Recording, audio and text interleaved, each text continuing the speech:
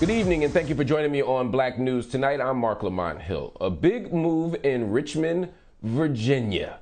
One of the biggest Confederate monuments in the country has now been removed. Workers removed the statue of General Robert E. Lee today. The statue, more than a century old, became a target for protesters as they pushed to have racist symbols and memorials removed.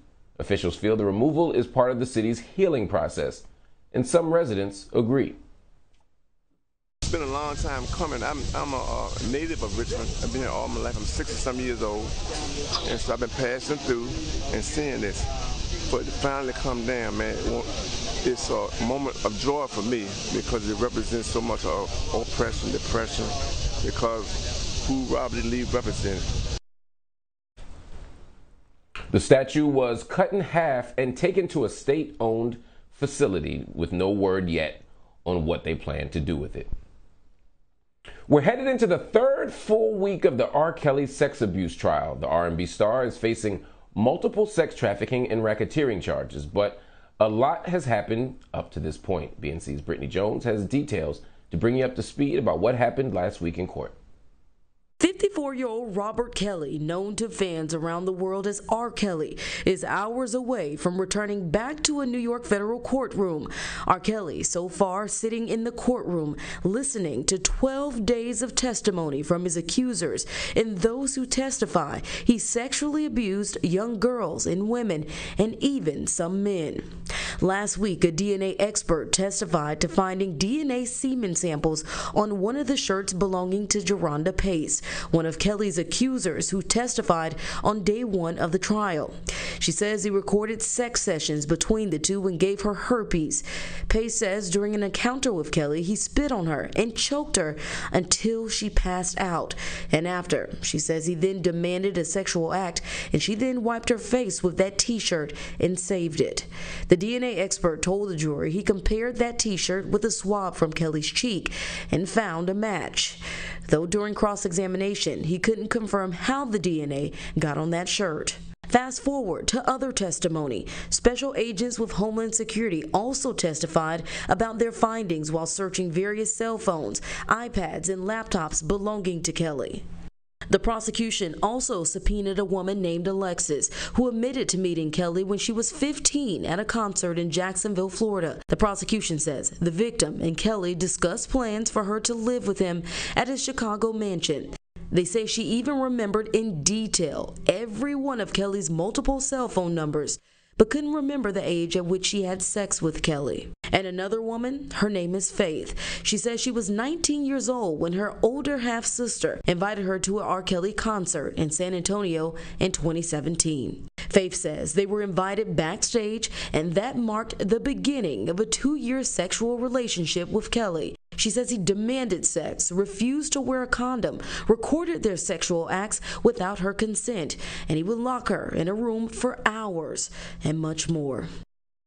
Last week, outside of the courtroom, we spoke exclusively with Faith's father on the trauma his daughter has relived on the stand. Faith is not healed. I don't know that Faith will ever be healed, because this is going to be attachment with her for the rest of her life, just the celebrity of this man. She will always be attached some kind of way. But I just hope that my daughter will be able to make adjustments and learn to live with whatever attachment she has to live with and go on with her life. But emotionally, there's some work to be done with Faith. She has her ups and downs. The prosecution also using witnesses linked to uncharged crimes to help paint a picture of a patterned behavior of Kelly's alleged sexual abuse. Some things said in the courtroom have been too gruesome and explicit to share on TV. And now, as we head into week 3, here's what our justice correspondent Candace Kelly says to expect. We're also going to hear from experts to talk about this whole idea of the Stockholm Syndrome. This is how the prosecution is really going to make their case so that the jurors can understand if these girls did want to leave, then why did they stay? Some of them for a half decade. So in terms of those types of witnesses, more expert testimony, and of course, we're going to hear from other witnesses. We haven't heard from a younger another young male that we heard about in the indictment. We haven't heard from other people in the indictment too, who were said to have worked on behalf of R. Kelly and have already pleaded guilty to certain crimes involving R. Kelly that would make the case that this was some type of racketeering involved. So a lot more to go. I would say that we are halfway there. I'm Brittany Jones for Black News Tonight. The Brennan Center for Justice revealed that the Los Angeles Police Department directed officers to collect social media information from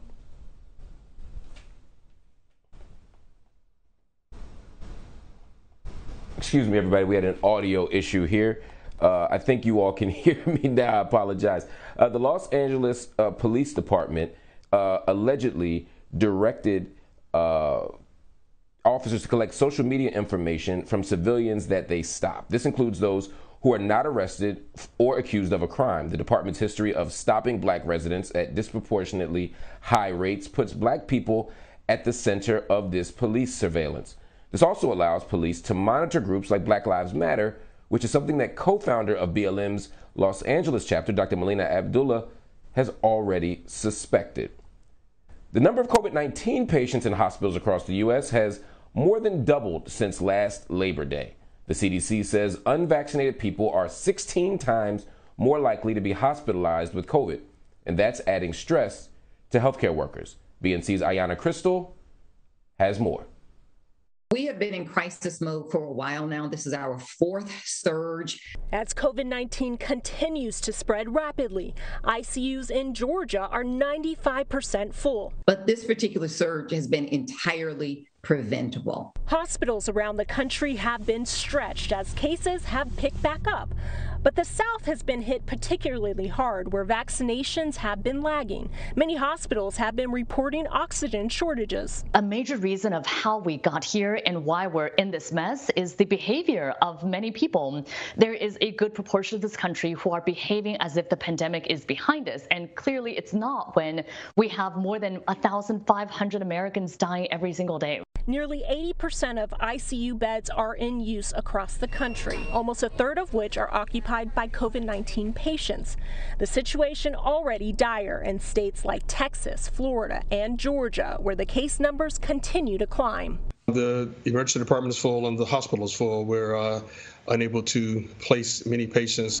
Dr. Jane Morgan with Piedmont Health says we need herd immunity for this pandemic to be over. As long as that particular population remains small, that will happen. But as you see, that population is still large. We have tons and tons of people who are getting infected. And so the irony is, by you refusing to take the vaccine, you actually become dependent on people like me for your health. Take control of your own health. I'm Ayanna Crystal for Black News Tonight. Taking control of your own health, powerful message. Stay with us at Black News Tonight. We'll be back with more right after this.